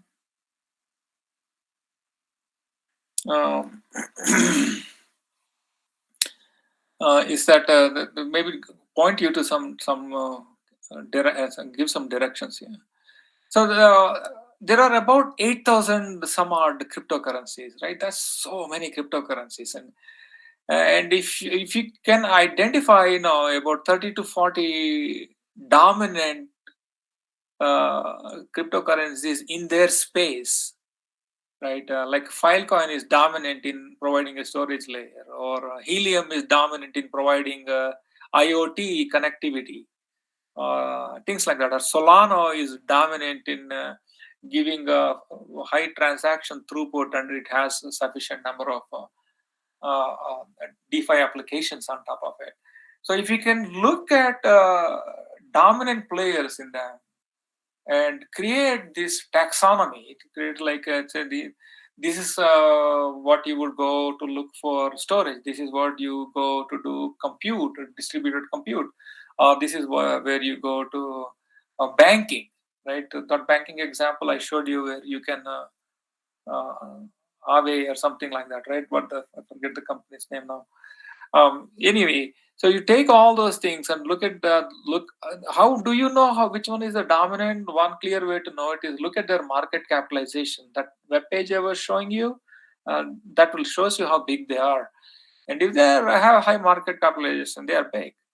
Right? And so you can create a taxonomy. I would bet you that people would love to read this and see it. Okay. The second thing that which I wanted to do, go a little bit deeper dive into, which I didn't get a chance, was to this space is rife with hacks. Every single day you hear about some hack or the other. Just like last week, there is I believe it's some kind of a bridge called Wormhole. Wormhole got hacked, and 320 billion or something, 320 million got stolen. Okay, you have to understand what happened there. Is it what kind of a software vulnerability was it? Is it a buffer overflow, or is it crypto? They broke the crypto, or how did they hack it? If you can classify that, this can be a PhD thesis right here. Classification of all crypto hacks and how they could have prevented it, and coming up with some suggestions on how new cryptocurrencies can avoid these pitfalls is a straight PhD thesis. Another one is that you can create, this is a public good thing that will get a lot of exposure for, like, if, for example, an institution can undertake this effort. And so if I click that, this will take me to common vulnerabilities and exposures of all kinds, right? So that is not so interesting, but I want to categorize, and so if we can go through here exactly what happened here, and you can dig down deep and say where it happened, and when it happened, how many times it happened, and so on and so forth, right? If an institution can undertake this and create such a similar site for cryptocurrencies, that institution will get a lot of attention, because everybody will go there and try to understand what the vulnerabilities are. I don't believe such a thing exists. So then address how, if there's a cryptography weakness, figure out how to reinvent some new cryptography, or how to, most of the times all these applications are assembling already well-known proven cryptography. And cryptography is mathematics, and a lot of applied mathematics, and you take that, you convert it into software, and you take one piece of cryptography, combine it with another piece of cryptography. That has to be done correctly. That is where these things are breaking. Okay? And Google, what a trustless custodian is, and I believe this is still an open problem, like to build a good, secure, trustless custodian.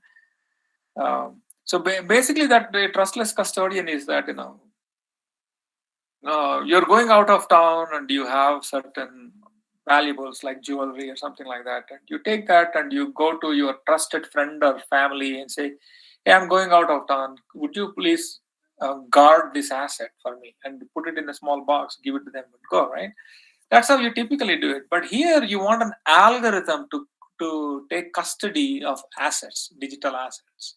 So how do you get an algorithm to safeguard assets, and then how do you deposit and how to take them back from you when you're finished with it? Then finally, I have something called the data sovereignty. Data sovereignty is that if your personal data, like if you go to Facebook and if you ask my name, and they can tell you all about me, how many times I use WhatsApp and how many times I whatever that Facebook owns. I don't know. I don't have accounts on other social media things, but Google probably. I know I use Gmail all the time. Google would have lots of data on me. How many times I have used Google Maps, and how many times I have used Google email, and how many mails I have sent out. They would have all this data, right? And I don't want them to have that. Data sovereignty is a model where individuals hold the data, and they would release it potentially for a price. I should be the one monetizing my data. It shouldn't be Google who is monetizing my data. That's the premise for this data sovereignty is that you should be the owner of your own data. And how can that be accomplished in this decentralized world is a fascinating question. And the big champion of data sovereignty is David Shaw, this famous guy from the 1980s who has been putting out fantastic results one after another. That is a big proponent of data sovereignty. And it could make a very good thesis if we can figure out how one could achieve this.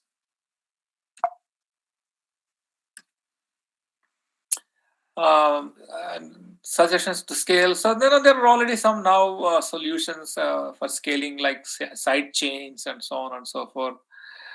So maybe scaling solutions are not that interesting, but scaling solutions for permission blockchains, such as IBM's Hyperledger Fabric.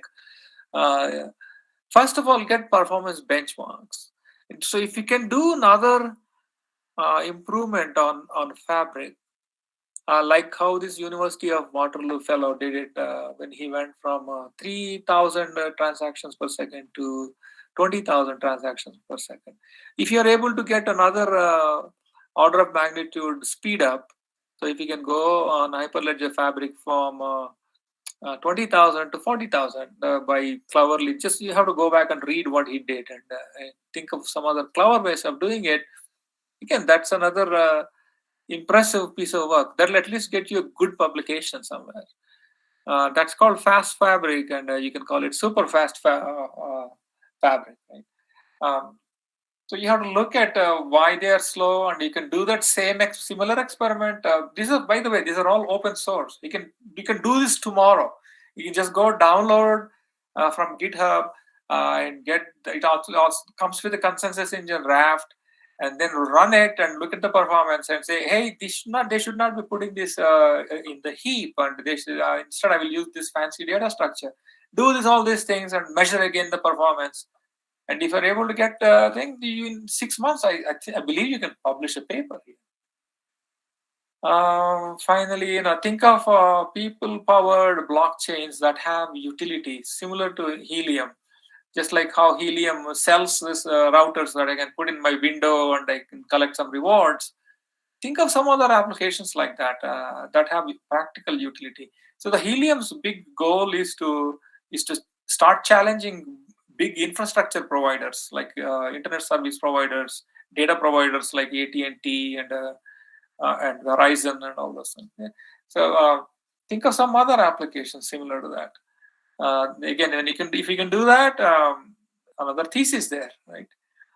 Further expand on how a central government can adopt and transition to digital currency. That is central bank CBDC, central bank digital currency. Just look into see what are all the issues. So can the government really quickly adopt it? If they adopt it, what do they do with the existing fiat currencies, paper currencies? How would people transition over? This is kind of it borders is somewhat of an interdisciplinary research. You would have to find somebody in the economics department, and you would work with them and try to write a few papers, and that could be again another good thesis. Think of solutions to eliminate the underground economy. So one constant thing that I get annoyed when I visit, they will do any transactions in India is that there is so much black money. Black money is where it's not accounted for. It is not in your bank account, right? And if their digital currencies can eliminate that underground economy, which is a parallel economy that cripples the government, because that economy is hiding away from the government by not paying taxes, right? And if the government hands are tied, they don't have taxes, they can't improve the roads, they can't improve the infrastructure, water, and they can't things of that nature, right? If the digital solution currencies can eliminate this underground economy, that will be phenomenal, right? So can think about how that can be done.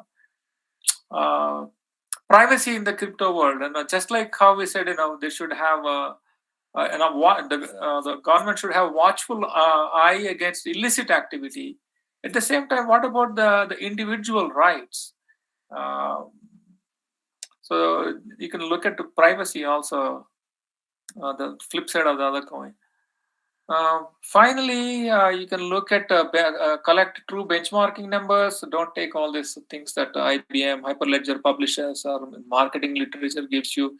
You can do your own benchmarking results, and that could become a good publication where you try different consensus engines like PBFT, Tendermint, Draft, and Hashgraph, and try different one of the and then plug in your different consensus engine and run some experiments and see how well they do.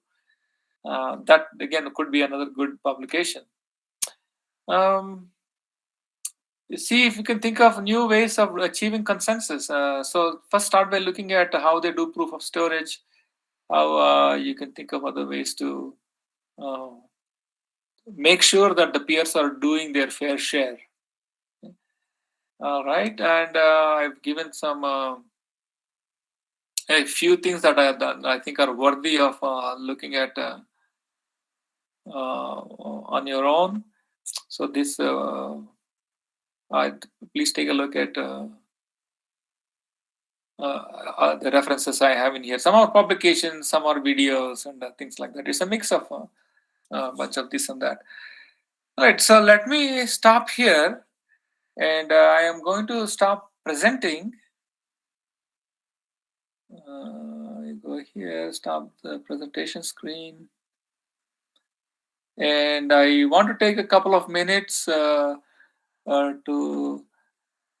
say a few words. First of all, I am very happy to say that I got this invitation, and I thank first and foremost Dr. Karthik to get this GIAN course approved and arrange all these things. I'm truly happy for that, and I thank the Institute NIT for making sure that the technical side of things go smoothly, and not least all the participants that you have patiently listened to my lectures for 4 or 5 days in a row. I wish you the best of luck. You're all your future generation, and this is an exciting field. You can have an impact, just like look at what I was telling you. Some really top people in big companies are leaving those companies and joining this revolutionary technology. So what I have hoped I have given you is to a lens through which you can look at and understand what the landscape looks like, where it is headed, what is likely to succeed, what is going to fail, what are the societal implications, what is the good it can bring for everybody. So I hope I have given you the tools to do that. I am pretty sure some of these things that I have given, they require deeper dives, and for lack of time I couldn't get any deeper than I could in this. But if you go through the slides that I have given and start googling the different terms, you will find all the material that you need to do deeper research. So thanks again. Thanks for all the faculty, students, administrators, the technical help, and I'm going to stop here. Thank you very much, Professor Ramki. In fact, for the benefit of the participants, I'm duty bound to recall how all this started. When I reached out to Professor Ramki, the plan was to conduct something on, intelligent IoT or ML or something along those lines. But considering the traction that this blockchains technology is attracting these days, Professor Ramki, posted this visionary title to me, saying that most of my recent research work is to do with blockchains, and why not let us float a course on blockchains. I was really not sure initially whether I could do justice to the topics, but for the past 1 year, since I started interacting with Professor Ramke, I've been reading various books on Bitcoins, blockchains, the programming frameworks associated with them, and it has been a great learning experience for me, Professor Ramke, because personally I just know cryptography, nothing more than that. And you made me venture into a completely new domain, and that really kept me alive for most of the days this year. Thank you very much for that, Professor Ramki, and you have been a great support right from framing the outcomes of the course through to formulating the contents of the course and planning out the delivery methodologies and guiding me in my application to the GIAN course. And without you, definitely I could not have got this approval, that's for sure. So thank you very much, and despite the differences in the time zone, you have been up into late nights, and you have been delivering this course for us, and also probably might be partly attending to your daytime duties in US. I don't know how you managed it for the past 1 week. We are really thankful to you, Professor Ramki, and we really enjoyed the contents that were presented. It gave us a new perspective into this blockchains technology, and most of all, we got to know the latest happenings in this domain. And into the culmination of this course, you introduced us into the research topics which we could possibly explore. That's a real value add to all of the researchers and PG students who are attending this course. From the bottom of my heart, it's a big thank you from me to you, Professor Ramki. And last but not the least, I'm also duty bound to thank GIAN, Ministry of Education, for generously sponsoring this course. And thanks to all the participants, as Professor Ramki rightly mentioned, who have been patiently sitting with us for the past 5 days and listening to us talk about this exciting technology. Despite all your parallel, I'm sure all of you are working somewhere, and you will again have your daytime duties as well. Thank you for parallelly managing both. I think with that note, let me see if the participants want to interact with us. Do you have any specific questions for us?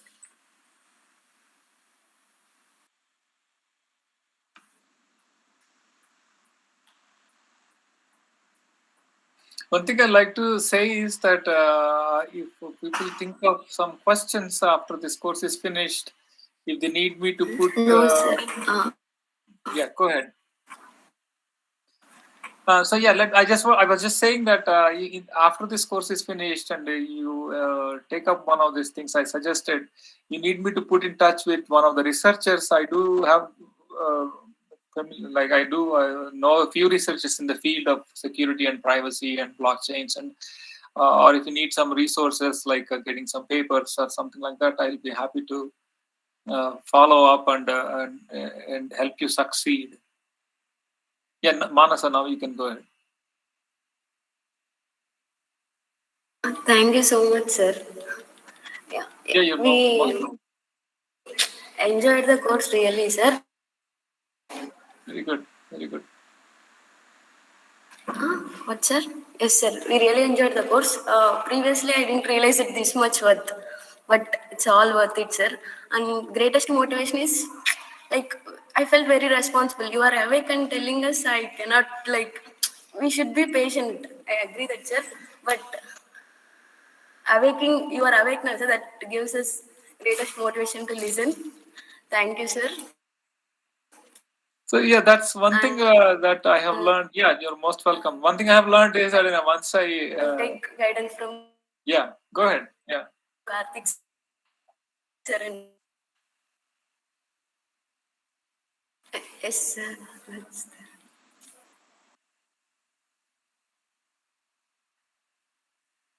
Yeah, so what I was just about to say was that once I accept a commitment, I have to fulfill that. It's a responsibility, and I have to do the best I can given the constraints. And if it means that I have to stay awake to deliver the lecture, that's fine, and I would figure out a way to do that. But anyways, I enjoyed actually preparing it. I had to collate a whole bunch of material. In the process, I had to learn a few things myself. I enjoyed that. This was a great experience.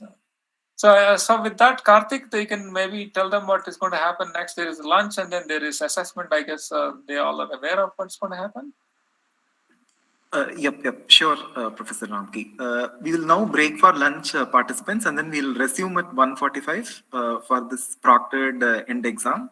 And the exam will be until this 2:45, and then we'll have a short break of 15 minutes, and we'll reconvene for the valedictory session at 3 p.m.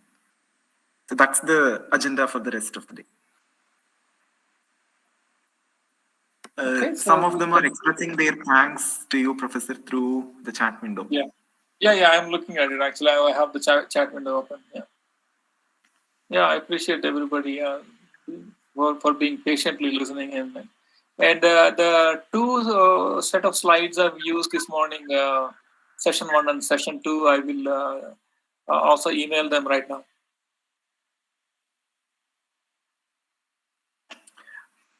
Thank you very much once again, Professor Ramki. And again today, I'm happy to relieve you a little early. Yes. So please catch up on your well-deserved sleep. All right, then. And So I'll complete the rest of the formalities with you asynchronously through mails, Professor Ramki. Right, that's right. Exactly right. Yeah. All right, so let's stay in touch and please work hard and be ambitious and take some of this material that I have given and apply it in your own lives. And good night and good I guess good afternoon for you. Good night, Professor Ramki.